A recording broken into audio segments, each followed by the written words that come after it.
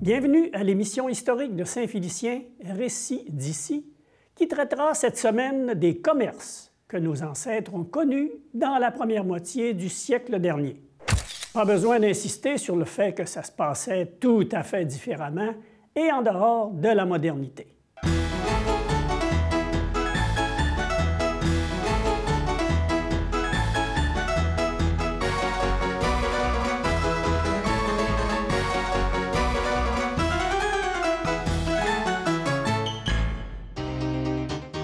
La vente au détail a eu ses années de noblesse à Saint-Félicien il y a à peu près 100 ans. Le centre-ville n'avait pas du tout l'allure qu'on lui connaît aujourd'hui, non pas parce que la modernité a fait que l'aspect extérieur des bâtiments s'est transformé, mais plutôt à cause d'un événement qui l'a littéralement amputé de ses principaux commerces. Allé jusqu'en 1932, Saint-Félicien, c'était le centre commercial du comté Roberval. Mais dans le feu de 1932, il y a eu la perte, malheureusement, de beaucoup de commerces qui se situent en Haute-Ville. Ça a changé la vie de Saint-Félicien. Au point de vue du marché, les fruits et légumes, tout ça, c'était tout. Même sur la rue Vaudreuil, il y avait un grand marché là, sur la rue Vaudreuil. Moi, quand j'étais petit gars, je me souviens encore de ceux, des inspecteurs qui travaillaient là. Robert Belzile, il inspectait les fruits et légumes pour la vente, un grand marché. Après cette tragédie, l'implantation de nouveaux commerces s'est étalée dans un secteur un peu plus au sud, disons-le comme ça, en bas du plateau situé près de l'église. Les magasins, par exemple, dans ce temps-là, il y avait quand même des magasins un peu, oui. mais il n'y avait pas beaucoup de nourriture qui se vendait dans les magasins ou bien Non, tout était fait à la main.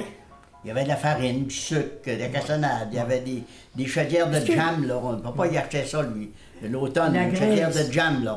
C'est de la confiture aux fraises. Ouais. Après ça, il y avait du beurre d'érable aussi. C'était bon. La graisse, on achetait ça à grosse chaudière. La farine, c'était au 100 livres. La cassonade, c'était pareil. On achetait pour l'année. Oui, mon père partait pour 6 mois dans le bois l'automne. Là, ils allaient sur Arsène-Lefebvre. Ils achetaient une poche de cassonade, une poche de bine. On va dire des fèves. 7 poches de farine. Les biscuits, là, ça se vendait à livre, là, puis il n'y avait pas rien de préparé. Puis là, il ne payait pas, il n'y a pas d'argent. Là, il ramassait ça l'hiver, il travaillait 6 mois. Puis en arrivant, il allait payer son compte. D'abord, le magasin Leclerc. Après ça, il y avait Joe Têtu, de l'autre côté. Rodolphe Lefebvre, le magasin Lefebvre. C'était tous des gros commerces. En avant de M. Laflamme, il y avait la boucherie Laflamme, que Charles-Henri a exploité pendant longtemps. Ensuite, c'est devenu un restaurant. Il y a eu un restaurant là, le Cheval qui rue. Bien, il y avait M. Potvin. Ils vendaient tout. C'est comme un petit magasin général. Quand on allait, on était toujours chez Georges Potvin. Mais il y en avait d'autres. Il y avait chez Tivierge, un peu plus loin. Il y avait chez Grenier, là, un peu plus loin. C'était bien important, ça. Quand on allait chez la ferronnerie Grenier, quand on allait chez Joe Tivierge, où est l'hôtel de ville actuellement. L'hôtel Coudé, à côté.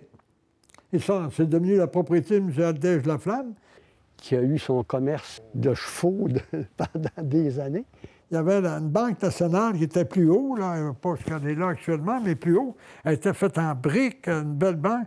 Il y avait, à ce moment-là, 17 employés de la Banque nationale. Imaginez. Je pense qu'il y en avait plus qu'aujourd'hui.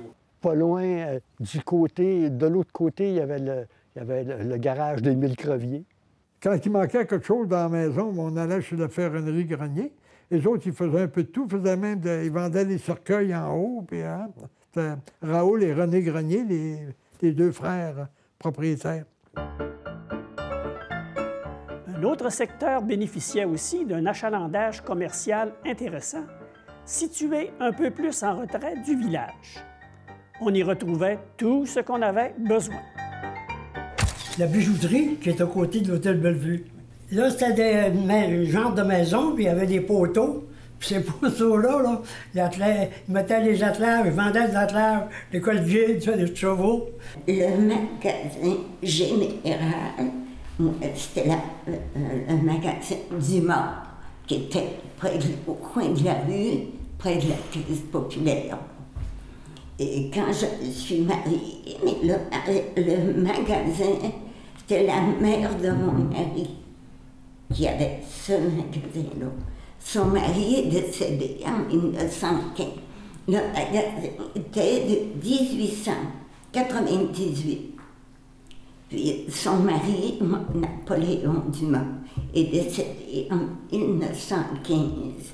C'est la grand-mère qui a gardé le magasin. Dans un magasin général, il y avait toutes sortes de choses. À partir des pièces de tissu, il pouvait avoir du bonbon à la scène, tu pouvais avoir du café et du thé. Dans les grands hangars, tu pouvais avoir du grain, du foin, et tu pouvais vendre des choses comme ça aussi. Parce que Madame Dumas, elle avait des terres qu'elle avait repris parce que les gens n'avaient pas payé. Elle avait repris les terres. Ces terres-là, elle les faisait cultiver. Et après ça, c'était vendu. Les canaux Tremblay, c'était dans mon temps, on appelait ça le garage White Rose. Là. On appelait ça le garage Shell. Ça est devenu garage Shell, mais avant, c'était White Rose. J'ai travaillé là. Puis après ça, Motion de Saint, là, il y a encore le garage là, Ford qui était aujourd'hui à la Caisse populaire. C'était Tremblay Frères qui étaient là. À ce garage-là, c'était le salon de quilles. J'ai travaillé dans Spotter, qui appelait dans le temps. Là. Comme au coin du Rantoul, nous étions comme, c'était comme un faubourg. Ouais. Il y avait 2 magasins, il y avait la boulangerie, il y avait un boucher, la boucherie, la ciserie. Puis après ça, il y avait le cordonnier. Oui, on avait du plaisir. Ouais, vous aviez un magasin? Un magasin général. OK. Alors, puis une boutique de forge, puis on faisait toutes sortes de choses dans la boutique. Hein? On faisait des carrioles, des wagons qu'ils appelaient. Oui. Des wagons. Les hôtels ont aussi connu une certaine popularité à Saint-Félicien dû au positionnement de la ville via le développement fulgurant de Chibougamau. Le premier hôtel qu'on a eu ici, c'est quand ça a commencé à parler du Chibougamau. Il y avait Richelieu aussi. Chibougamau, de développer Chibougamau. Ouais. Là, j'ai toujours entendu dire que c'était un Anglais qui avait bâti un hôtel ici parce que le commerce commençait à Chibougamau. Ouais. Ça serait-tu l'hôtel? Ça serait dans les années 29-30. Sur le coin de Notre-Dame et boulevard Sacré-Cœur, il y avait 2 hôtels, une à côté de l'autre, hein, qui est devenu l'hôtel Bellevue aussi, mais à un moment donné, il y a eu un feu, là. Il y a eu un gros feu, là, me semble. J'étais jeune quand on a vu se brûler cet édifice-là. Monsieur Donat Boutillier, qui était propriétaire de l'hôtel, qui représente aujourd'hui l'hôtel Bellevue, mais la partie de bois seulement, qui est plus avancée sur le chemin. Ça, c'était l'hôtel du temps que mes parents ont acheté. Alors, mon père avait signifié à M. Donat Boutillier qu'il s'en irait probablement au Nouveau-Brunswick acheter un hôtel. Et M. Boutillier lui a dit, ben écoute, c'était de bons amis, écoute, Émile, je vais te vendre mon hôtel. Moi, je veux prendre ma retraite et retourner à Montréal. C'était quelqu'un qui venait de Montréal. Et ça s'est fait très vite. Alors, il est devenu propriétaire de cet hôtel-là. C'est en 1943 ou 1944. Il y avait l'hôtel colonial. Ça a marché beaucoup, beaucoup. C'était notre coin, c'était notre patelin, c'est l'hôtel colonial. Là. Quand mes parents ont décidé de ragrandir l'hôtel, le chemin de Chibougamau se construisait en même temps. Je pense que mon père avait quand même été assez perspicace et astucieux là, de ragrandir l'hôtel. Toute la partie qui va sur la rue Notre-Dame, la partie en bloc de ciment, là, qui, dans le temps, était un hôtel quand même assez intéressant, un bel hôtel pour le temps. La rue Saint-Georges, là, on était tous là. On allait tout le temps veiller là, au colonial. Il y avait le restaurant aussi dans le temps, Mélodie.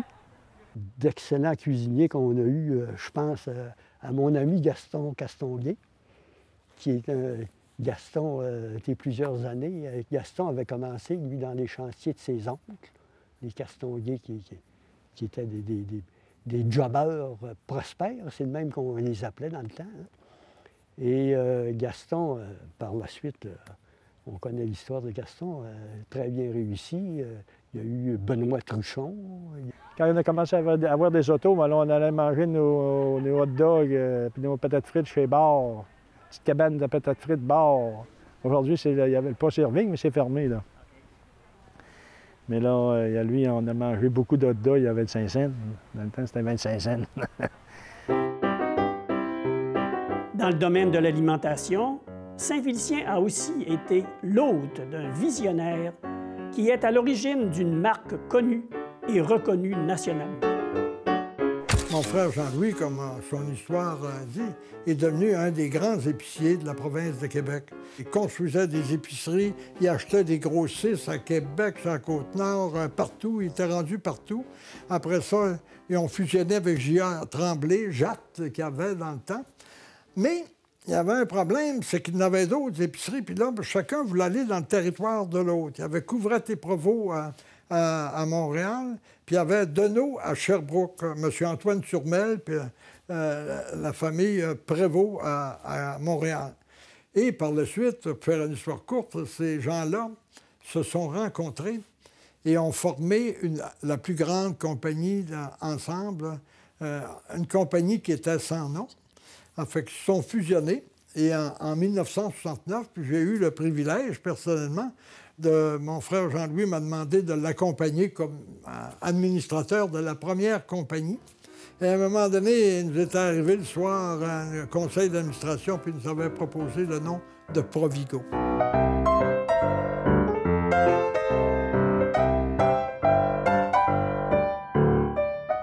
Avant d'acheter le magasin, là, papa travaillait pour Charbonneau, les biscuits, puis en même temps, il travaillait pour la pharmacie Brunet, qu'on connaît aujourd'hui, mais qui était seulement qu'un grossiste dans le temps. Fait qu'il allait vendre, entre autres, un de ses bons clients, c'était à la tabagie Georges Potvin. À Saint-Fistin, c'était le marché La Montagne, bien entendu, à l'origine, bâti en 1954. C'est passé de La Montagne à Jatte. Le conseil d'administration, qui était à Chicoutimi, a pris une décision de vendre les magasins à des propriétaires. C'est mon oncle Jean-Yves qui avait eu vent de ça. Quand papa achetait le magasin, là, Gilles travaillait pour Continental. Moi, j'ai commencé à travailler, j'avais 13 ans. Je passais le journal, j'ai arrêté de passer le journal pour m'en aller travailler au magasin. La bannière du temps, maintenant, c'était pas Provigo, c'était Proviguin. Il y avait, pour les magasins de grande surface, c'était Proviguin. Pour les magasins de moyenne surface, c'était Provibec. Puis les petits, c'était Provipop. À préciser qu'au fil des temps, papa est le seul qui est resté toujours avec son commerce. C'est ce qui conclut ce court survol des commerces de Saint-Félicien, tels que nos aînés les ont connus dans leur jeunesse. Merci de voyager dans le temps et l'histoire avec nous à travers nos récits d'ici.